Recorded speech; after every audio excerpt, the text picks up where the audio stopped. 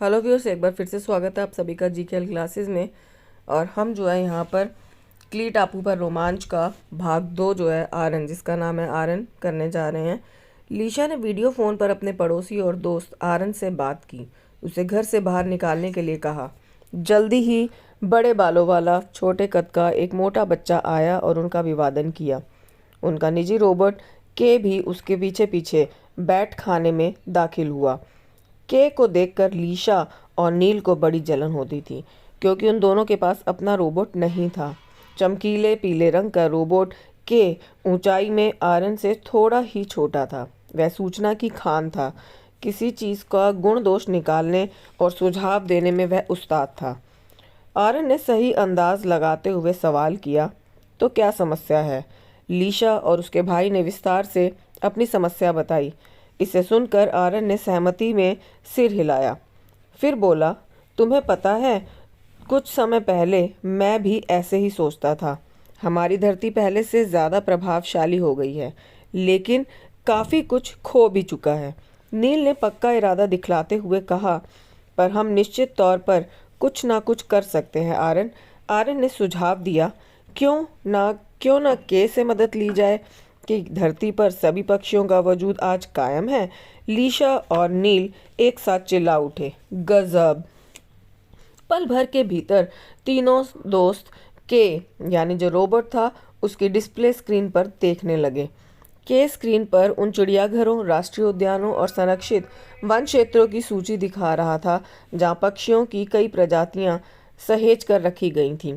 आरन अचानक चिल्ला पड़ा, अरे देखो, कुछ व्यक्तियों के नाम भी दिखाए जा रहे हैं। लीशा बोली, हाँ, पर लगता है वे सब काफ़ी दूर रह रहे हैं। नील ने बताया, एक आदमी काफ़ी नज़दीक रहता है। देखो, डॉक्टर मीका दास पक्षी विज्ञानी हैं और क्ली टापू पर रहते हैं। यह तो हमारे घर से काफ़ी नज़दीक है। इस खोज पर बच्चे काफ़ी उत्साहित थे। उन्होंने आगे चर्चा के लिए स्क्रीन पर से नज़रें हटा ली थीं। इस बीच के की नज़रें भी शीशे की दीवार की ओर चली गईं। लगातार उतरने और उड़ान भरते हवाई जहाज़ और अंतरिक्ष यान देखने के लिए। लेकिन आरन के दिमाग में समस्या सुलझाने का भूत सवार था, तो उसे गुस्सा आ गया। उसने आवाज़ लगाई, के जल्दी इधर आओ। तुम्हें दिखाई नहीं देता कि हमें जल्दी से समस्या सुलझानी है? के बड़ी सहफगोशी से जवाब दिया, नहीं। क्या? आरन को झटका लगा, लेकिन उसकी आवाज़ नरम थी, क्योंकि उसे मालूम था कि उसका रोबोट बीच बीच में हैरान करने वाले ऐसे झटके देता है। आखिर के की ऐसी प्रोग्रामिंग उसी ने तो की थी। लीशा और नील रोबोट के जवाब पर हंसने लगे थे।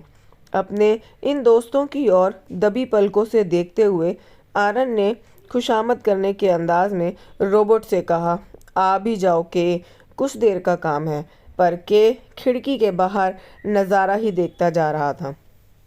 आरन ने फिर कोशिश की, चलो देखते हैं, मैं वादा करता हूँ तुम्हें खेलने वाला हवाई जहाज़ ला कर दूंगा। इस बार के मान गया।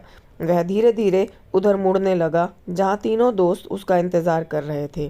तीनों दोस्तों के चेहरों पर हंसी फूट गई थी और छानबीन से पता चला कि डॉक्टर एलेना मीका दास एक द्वीप पर रहती थी।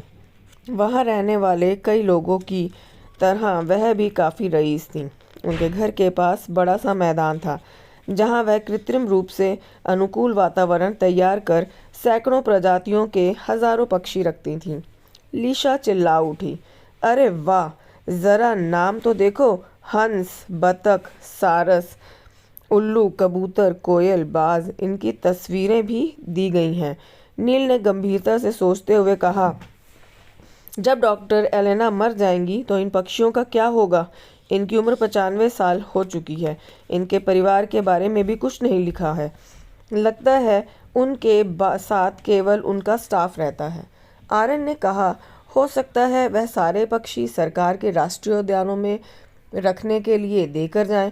लीशा ने असहमति जताने में के अंदाज में जवाब दिया, हमारी सरकार को तो लगता है कि पक्षियों की प्रजातियों को बचाने पर पैसा खर्च करना बेकार है। ऐसे लगता है कि पक्षियों का कोई फ़ायदा ही नहीं है। शायद इसीलिए सरकार हथियार, अंतरिक्ष यान खरीदने, सड़कें बनाने या इसी प्रकार की बेकार चीज़ों पर खर्च करती हैं। आरन उठ खड़ा हुआ, अब जो हो मुझे जाना होगा। मेरे पास स्कूल का बहुत काम बचा है। लीशा और नील एक दूसरे को देखने लगे। अति उत्साह के चलते उन दोनों को स्कूल में मिले काम का ख्याल ही नहीं रहा। लीशा बोली, ठीक है, कल स्कूल में मिलते हैं और इस पर बात करते हैं। हम सबको कोशिश कर कोई ना कोई रास्ता निकालना होगा। जब लंच के लिए छुट्टी मिलेगी तो इस दौरान हम इस पर मंथन करेंगे।